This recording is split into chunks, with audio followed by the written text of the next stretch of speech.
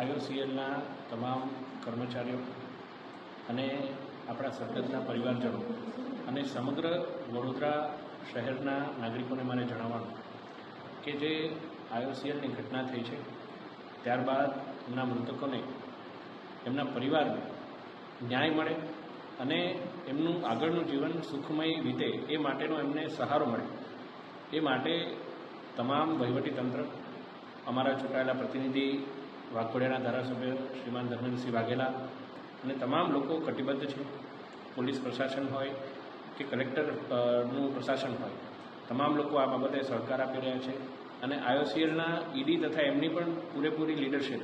આ બાબતે ખૂબ જ સંવેદનશીલ છે અને જવાબદાર છે. તો આ બાબતે કોઈપણ પ્રકારે ગેરમાર્ગે દોરાયા વગર માત્ર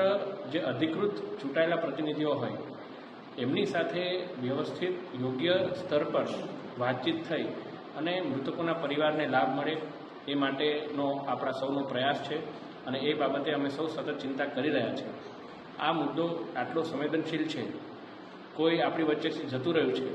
અને એ વાતને કોઈપણ પ્રકારે રાજકીય અથવા કોઈ બીજા હિડન એજન્ડાનો ભાગ બનાવી અને દૂષિત ના કરવામાં આવે એવી મારી વડોદરાના સર્વે નાગરિકોને એક નમ્ર અપીલ છે. ધન્યવાદ.